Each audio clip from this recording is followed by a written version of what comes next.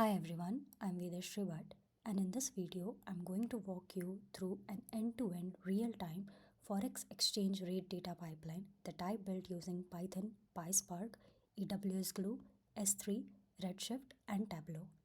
This project simulates a real-world data engineering pipeline used in financial analytics and also in many of the fintech companies. It showcases my real skills in real-time data ingestion, data transformation, cloud-based ETL, data warehousing, and also some of the visual analytics.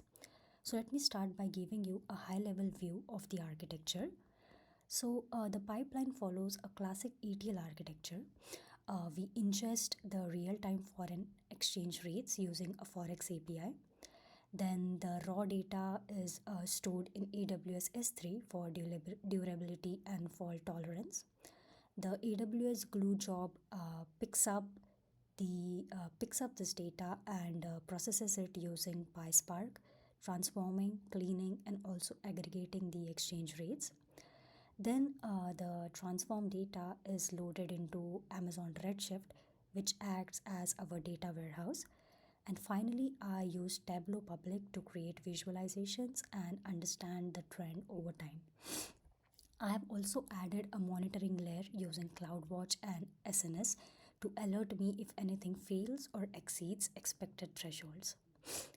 Now, I'll walk you through all the layers that I have used here one by one. So, firstly, we will go to the ingestion layer. So,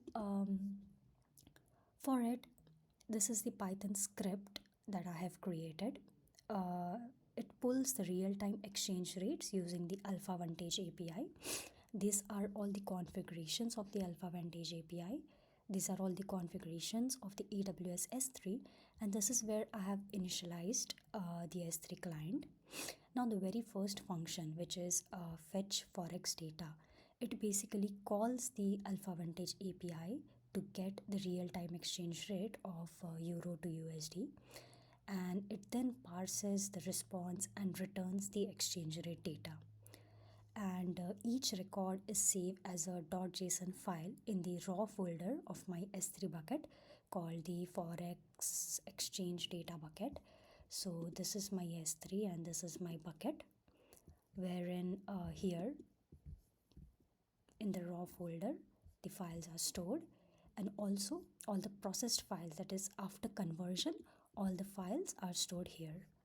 And this is the script that I'm showing you now. So yeah, then this is what the fetch Forex data does, and then it is basically fetching the data, and then all the data is uploaded to S3.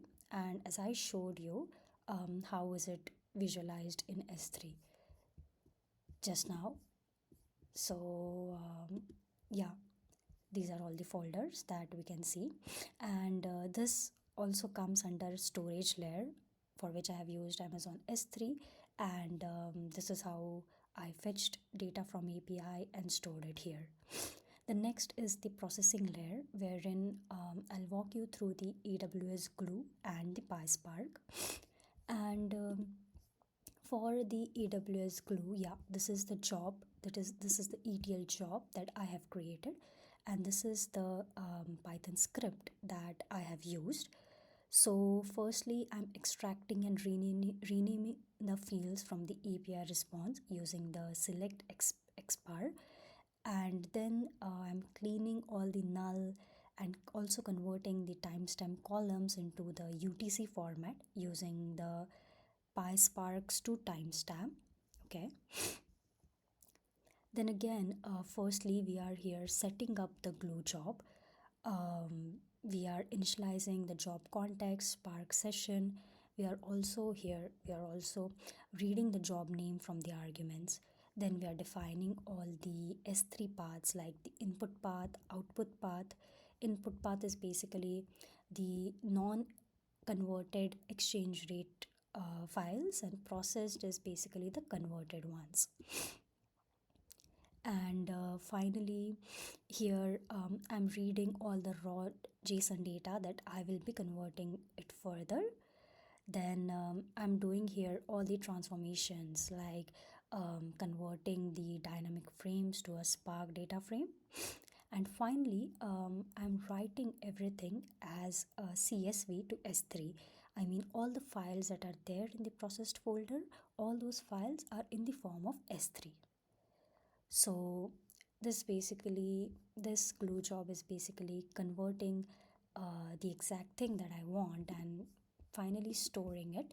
So these are all the converted files, and these are all the fetched files through the APIs. And finally, for the database, now we will go to the warehousing layer, wherein I have used the Amazon Redshift. So I created one Forex Redshift cluster, and here basically I'll show you. Yeah, I created two tables. One is Forex exchange rates, and the other is Forex rates.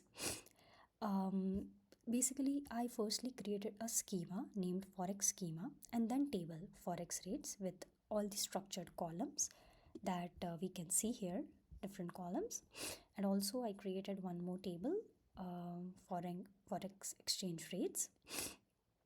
So basically, I used Redshift copy command to import data directly from S3 and to get it in the format that I wanted, that is in the format of CSV. So this is the um, command that I used, and it helped me to store everything and also to convert in the proper format that I wanted. Then finally, as I told you that some of the for some of the threshold checking, or we can say it as a monitoring layer, I used CloudWatch. So I'll show you quickly here about the CloudWatch 2.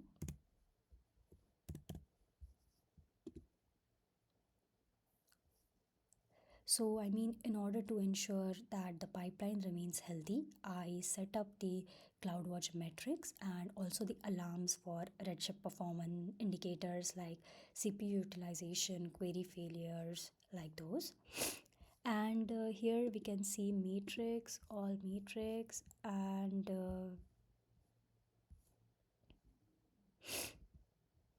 yeah, so I can show you the alarm. So yeah, this is the high CPU alarm. I just set this one as other were costing too much. So yeah, if the CPU utilization is more than 80, then basically I will get some notifications from Amazon saying that it's going beyond. And this is how I just enabled few things so that everything of my data pipeline remains healthy. And finally, all this data visualization, I have used Tableau here, and here is the exchange rate, and here is how much the data is refreshed, and this is how the data visualization is looking. So, to summarize, I mean, this project demonstrates a complete real-time ETL pipeline using all the modern cloud tools. And basically, we are fetching the Forex data using a public API. Then we are storing it and processing it in AWS. We are using PySpark for transformation, loading it into Redshift, and finally visualizing it using Tableau. So, I mean, this whole project and this architecture is scalable, cost efficient, and easily extendable to another financial data like stocks or crypto. And I learned a lot about big data handling, again, real time analytics. And I hope this walkthrough gave you some insight into how powerful these tools can be when used together. So, thanks for watching, and I've also added the GitHub repo link in the description below. Thank you.